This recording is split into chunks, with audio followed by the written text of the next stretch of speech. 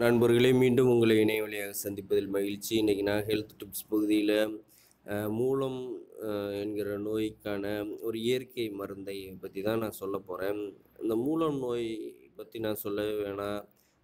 மக்கள் படுற துன்பத்தை பற்றி நான் சொல்லணும்னு அவசியம் கிடையாது. அந்த அளவுக்கு மோசமான ஒன்று. குறிப்பாக மோஷன் போகும்போது ஒரு விதமான எரிச்சல் ஏற்படும்.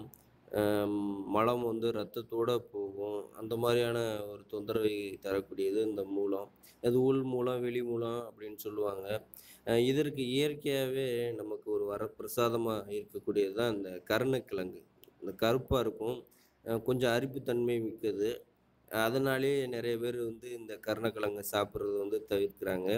ஆனா தவிர்க்காதீங்க. வாரத்தில 1 நாளாவது இந்த கருணக்கிழங்கு வந்து சாப்பிடுங்க. உணவுல சேர்த்துக்கிட்டு வாங்க. நிச்சயமா இந்த மூலம் போன்ற பிரச்சனையே உங்களுக்கு வராது. இது ஒரு மருந்தா சேர்க்காம, அம் இது ஒரு உணவோட உணவா, அதாவது நீங்க சேனக்கிழங்கு, உருளைக்கிழங்கு இது சாப்பிட்றீங்களா? அது மாரி இது ஒரு கிழங்கா சேர்த்துக்கிட்டு வாங்க உணவுல. ரொம்ப பயனுள்ளதா இருக்கும். இந்த கருணக்கிழங்குல பார்த்தீங்கன்னா, கால்சியம், பாஸ்பரஸ், பொட்டாசியம், அதுபோக விட்டமின்கள் பார்த்தீங்கன்னா, ஏ, பி, சி போன்ற விட்டமின்களும் இருக்கிறதா சொல்றாங்க. ரொம்ப பயனுள்ளதா இருக்கும்னு நான் நம்புறேன். பயன்படுத்தி பாருங்க. இத வீட்ல உங்க தாயார்ட்டயோ அல்லது உங்களுடைய மனைவியிட்டயோ செய்யச் சொல்லுங்க. சுவையுள்ளதா செய்யணும்னா பாருங்க, இந்த மசிச்சு செஞ்சு சாதத்தோட பெசஞ்சு சாப்பிடுங்க. குறிப்பா அது பாதிக்கப்பட்டவங்களையும் சாப்பிட சொல்லுங்க. நீங்களும் இந்த மாரி செஞ்சு சாப்பிட்டு பாருங்க. ரொம்ப பயனுள்ளதா இருக்கும். அதுபோக குழம்பாவும் வச்சு சாப்பிடலாம். இந்த கருணக்கிழங்கு வந்து அவ்வளோ யூஸ்ஃபுல்லா இருக்கும். அ இது கண்டிப்பா மூலம் உள்ளவங்க தான் சாப்பிடணும்னு கிடையாது.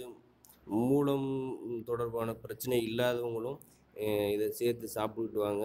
பிரச்சனையே உங்கள வந்து வராது, அண்டாது. குறிப்பா வந்து இந்த கருணக்கிழங்கா, அ இந்த சேனக்கிழங்கா, இந்த இந்த குழப்பம் வந்து கொஞ்சம் நீண்ட நாளாவே இருக்கு. எது கருணக்கிழங்கு, எது சேனக்கிழங்கு அப்படின்னு தெரியாம. பொதுவா வந்து கருணக்கிழங்கு வந்து கருப்பா கொஞ்சம் நீளமா இருக்கும். தோலை உரித்து பார்த்தீங்கன்னா மஞ்சளா இருக்கும். ஒரு சில கிழங்கு வந்து கொஞ்சம் சிவப்பு தன்மையுடையதா இருக்கும். மாறா நீங்க சேனக்கிழங்கு பார்த்தீங்கன்னா பெருசா இருக்கும். அதுவும் இது போன்ற ஒரு சிவப்பு, மஞ்சளா இருக்கக்கூடியது தான். இருந்தாலும் அது உருவமே உங்களுக்கு காட்டிக் குடுத்துவிடும். நெறைய பேருக்கு இந்த குழப்பம் இருக்கும். அதனால விசாரிச்சு பார்த்து வாங்குங்க. மார்க்கெட்ல கேட்டு வாங்குங்க. அதேமாரி அத முழுக்க முழுக்க வந்த உடனே புதுசா பச்சையா பயன்படுத்தாம, கொஞ்ச நாள் காய வச்சுட்டு, அதற்கடுத்தவாறு அந்த தோல நீவிட்டு, அ உப்பு, மஞ்சள் இதெல்லாம் சேர்த்து நல்லா தண்ணீல கொதிக்க வச்சுட்டு, அப்புறம் பயன்படுத்த ஆரம்பிங்க. அந்த அரிப்புத்தன்மைலாம் ஓரளவு குறைஞ்சிரும். கொஞ்சம் நீங்க உரிக்கும்போதே உங்களுக்கு கையெல்லாம் அரிக்கிற மாரி இருக்கும். அதனால பார்த்துக்குங்க. பயமுறுத்துறதுக்காக சொல்லல. நீங்க ரொம்ப யூஸ்ஃபுல்லான ஒரு கிழங்கு.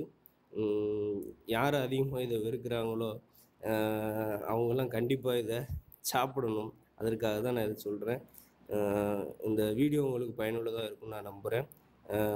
இந்த வீடியோ பிடித்திருந்தா லைக் பண்ணுங்க. பிடிக்கலைன்னா டிஸ்லைக் பண்ணுங்க. அ ஒருவேள இந்த சேனல் பிடிச்சிருந்துச்சுன்னா, சப்ஸ்கிரைப் பண்ண மறக்காதீங்க. நன்றி, வணக்கம்.